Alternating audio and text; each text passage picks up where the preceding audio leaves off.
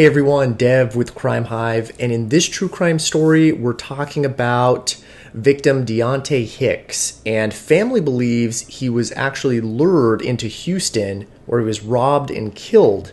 So we're going to talk about the details of that case. And before I do, again, this is Dev with Crime Hive. If you like these kind of true crime stories, just be sure to subscribe to my channel and you'll be updated on this case and others that I'm currently following. So let's talk about this one here. This really takes place in May, and I'm looking at the Crime Stoppers website here. It took place on Mother's Day, May 10th, 2020 at about 4:20 a.m.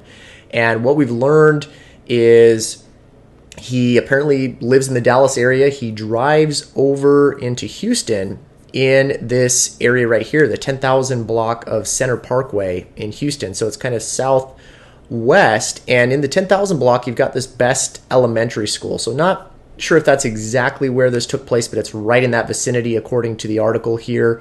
And it just happens to be this elementary school right here. So just to give you an idea of the area that we're talking about, this is what it looks like. This is that area. And I also point this out too, because if you happen to have been in that area or you're in the Houston area, the suspect or suspects that are involved in this case have not been located. They have not been apprehended. So just to give you more details about it, if you don't know, not sure if there was a witness or not, but according to Crime Stoppers, there were two black male suspects that fled after they shot Deonte. So they shoot him, they leave on foot in an unknown direction, and then it doesn't seem like there's any other leads or evidence from there.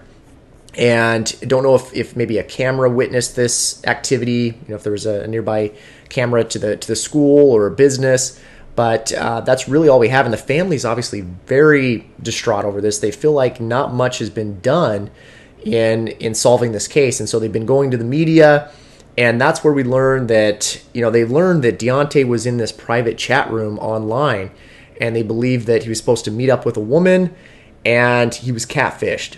And we're going to talk about a little bit more about catfishing here in just a minute. If you don't know what that is, just so you do know, it's when somebody goes online, they pretend to be someone they're not, and they typically have bad intentions, of either meeting somebody and they're not that person that you thought they were, or they don't meet you at all. They're just playing games online, and they're just making you believe that they are somebody that they're not. So what we learned from this article here from the family is again, they believe that in the Houston area, there's just all sorts of crime going on, so many murders, and you got these activists that are saying in this article that apparently the word is out on the street in Houston that you can just commit crimes and get away with it. And they're saying that you can, there's prostitution in front of kids and just all these things going on, and not much is being done. So as I'm looking through this article here on ABC 13, and this was just as of September, more than 350 murders had taken place in Houston in 2020 alone. So it makes you wonder, is there a catfish killer out there? Is someone luring men or people in that area and killing them? Is he responsible, or are these people responsible for more than just Deonte's murder out of just this 350, which has probably gone up since then?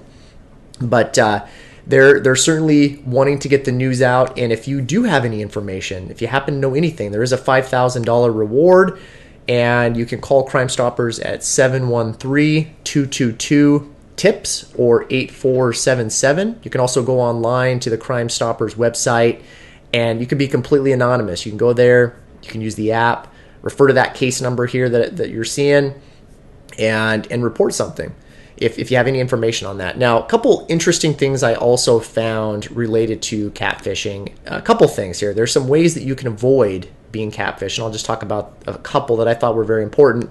But there's a couple personality traits of catfish scammers out there. Now, obviously, Deonte did not deserve to be murdered. No one deserves to be murdered. And to, I guess my way of maybe trying to help people in the future to not be a victim of a catfish scam or a potential murder, I'm just going to give some information out about that.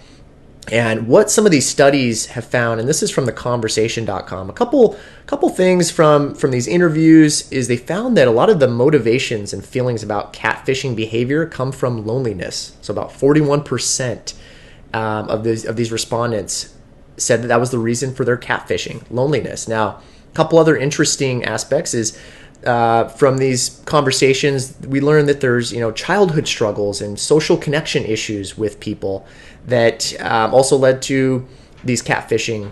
That led to catfishing. Then also dissatisfaction with their physical appearance was a common theme, and so really some self-esteem issues and problems there that kind of leads to this false identity, and so they create a new identity online.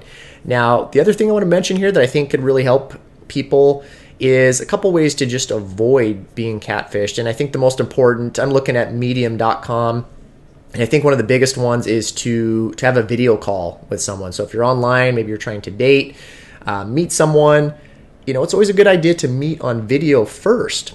And what this article also mentions too is if the other person refuses or keeps making excuses not to do that video call, it's a pretty good sign that you might be catfished. So another aspect here is, of course, if you are going to meet somebody, to always try to do that in a public place where there might be people around.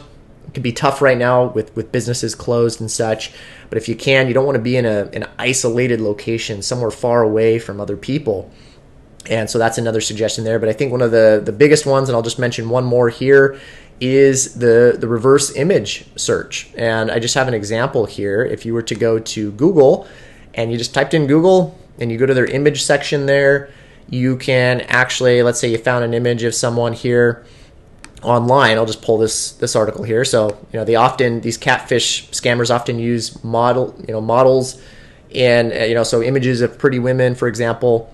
And so I just pulled this image here, and if you were to click on it and put it in there, you can see, okay, looks like they're in these magazines, right? You can see that image, and if you clicked on it, you would see the different websites that this person is featured in. So you could get a pretty good idea that maybe this isn't the individual that's trying to reach out and meet you at the nearby Starbucks. There might be something else going on, something sinister.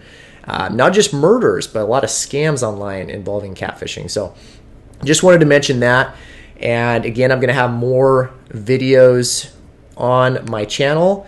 And I've got another case that we're going to get into soon. So just stay tuned for that. And again, if you followed me this far, just consider subscribing to my channel. Dev with Crime Hive. You all take care. Thanks.